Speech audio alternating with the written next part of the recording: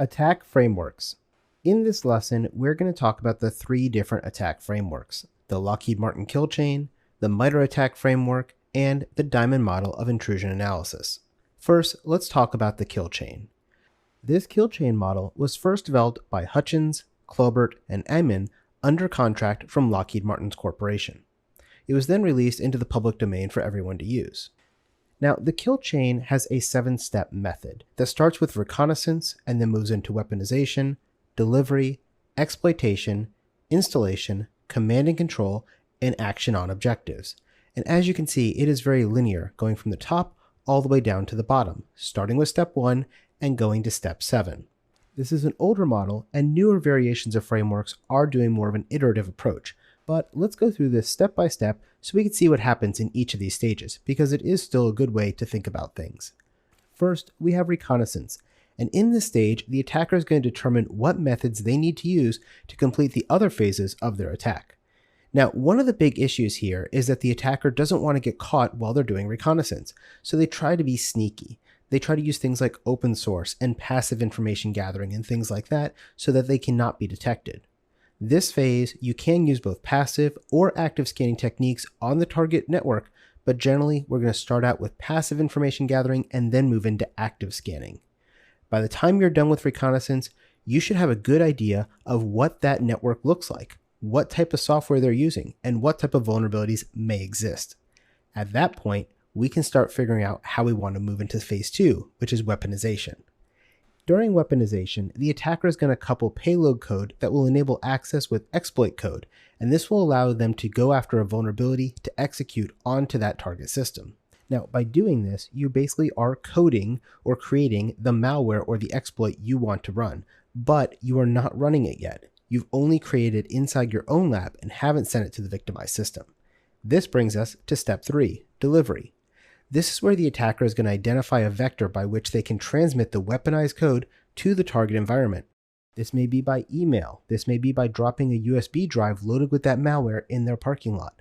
Whatever the mechanism is, doesn't really matter right now. We just have to think about the fact that we have to get it there, and that's what delivery is all about. Step 4 takes us to exploitation. This is where the weaponized code is actually executed on the target system by whatever mechanism you've done. If you sent them an email with a phishing link and they click that link, the sending of the email was delivery. Clicking the link is when exploitation happens and they actually start running that code. Or if you dropped it on a USB drive and they plugged that into their system and the auto run started up that code, that would be exploitation. At this point, the code has been run. And this brings us to step 5, which is installation. During installation, we're going to have a mechanism that enables the weaponized code to run a remote access tool and achieve persistence on that target system. So if we had a stage 1 dropper that was run as part of exploitation, we now have downloaded and installed our phase 2. This would be our installation. And this gives us control of that system moving forward and that persistence that we're looking for. At that point, we move into step 6. Step 6 is command and control, or C2. This is where the weaponized code establishes an outbound channel to a remote server that can then be used to control that remote access tool and possibly download additional tools to help you progress in your attack. At this point, you now pretty much own this system. You have access to it, you can remote into that system, and you can now run commands on that system. That's what C2 is all about. Now, the final step is actions on objectives. This is where the attacker is typically going to use the access that they've achieved through steps 1 through 6 to now start doing what they wanted to do. That may be transferring data from a remote system, such as data exfiltration, or some other goal or motive. Whatever their goal was originally with reconnaissance, they've now achieved that by being on the system, they have two-way communication using command and control, and now we can perform action on objectives. Now, when we look at this kill chain, going from step 1 all the way down to step 7, we use this to do an analysis. And a kill chain analysis can be used to identify defensive courses of actions by being able to counter the progress of an attack at each stage. So if I can start mapping out what are all the ways somebody can break into my system, run malicious code, gain persistence, do C2 on my servers, and do some kind of action, I can then put in things to block that. I can try to detect that. I could try to deny that. I could try to disrupt it or degrade it. I might want to try to deceive them or destroy their capabilities. All of these things are the 6 Ds that we're going to try to do to an attacker who's trying to break into our systems. So this is the idea of using the kill chain and why we do this. Now, as I said, this is a very linear method, but there are newer methods out there that work in more of an iterative manner or allow you to think holistically across multiple lines of attack. For example, the MITRE ATT&CK framework is one of those models. Because the kill chain was criticized for focusing too much on perimeter security with that linear method going from outside in, the MITRE ATT&CK framework was developed. Now, the MITRE ATT&CK framework is a knowledge base that's maintained by the MITRE Corporation for listing and explaining specific adversary tactics, techniques, and common knowledge, which is where the ATT@CK comes from. And these are also known as procedures. You can find all of these at attack.mitre.org. And this is a free open source website that you can go and look at all this information. Now, where the kill chain was a very linear process, the MITRE ATT&CK framework is not. It uses more of a matrices model, and you can see that here on the screen. Notice there are different columns here, and each one is a certain type or category of attack that might occur. For instance, there's defense evasion, there's credential access, there's discovery and lateral movement and execution. And underneath each of these is a tactic or technique that could be used by an attacker to be able to accomplish that particular goal. Now again, this is a free resource and you can go play with it at attack.mitre.org. Now when you go there, you're going to see something that looks like this. And this is what we call the Attack Navigator. From here, you can select different things and highlight them with different colors. What you're seeing here on the screen is an example of one actor's TTPs that we've mapped out. Based on that, we know that if we're talking about APT28, for example, these are the things that they might be used to doing. And if you click on each one of these, you'll get more details about the particular TTP that they use. Now again, this is a great model for being able to map out an overall adversary and all their different capabilities and capacities that they use in their different attacks.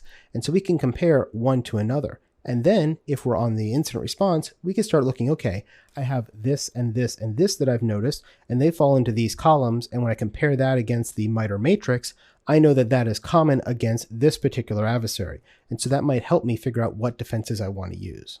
As you look at this chart, you may notice that it is very focused on the exploitation phase, and it's not really focused on the reconnaissance phase.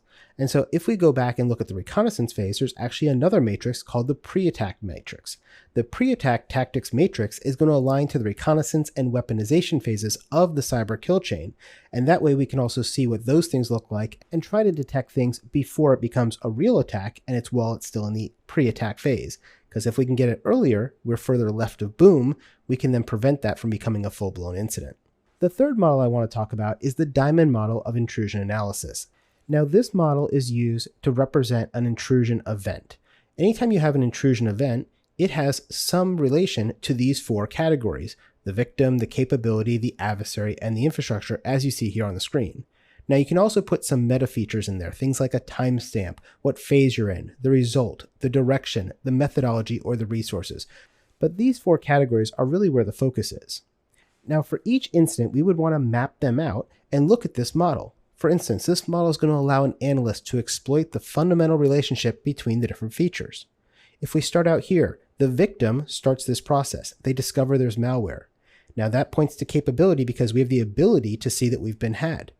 Then, if we see that capability, we can then see that the malware might contain a C2 domain as we go through our incident response. If we do that, that now points to infrastructure because C2 is an infrastructure problem. Once we look at that, we start seeing the C2 domain resolves to a C2 IP address. Again, that's infrastructure, so we're still in the same place. As we start digging into that further, we might look at our firewall logs, and that reveals that the victims have been contacting that C2 IP address, so that points down to our victim. But also, that IP address is owned and it provides details about the adversary, so that now points to the adversary.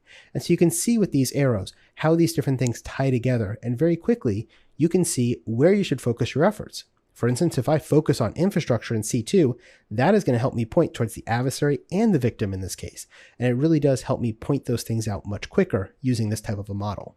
Now for each event, we're also going to define a tuple, and this is in the format of E equals something. And this is basically an array of information that contains information on the adversary, the capability, the infrastructure, and the victim. And we also have things like our timestamp and other metadata that we have.